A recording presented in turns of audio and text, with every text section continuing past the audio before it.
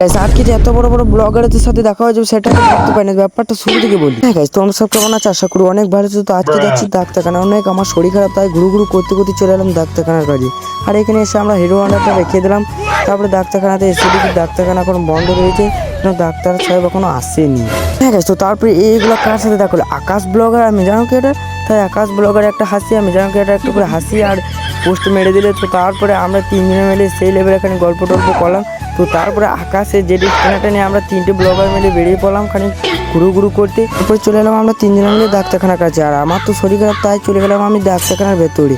আর এখানে ছিল আকাশ ব্লগার, আমি জানা কি এটা? আর আকাশ ব্লগার কি বলছে সেটাই শুনো তোমরা সবাই।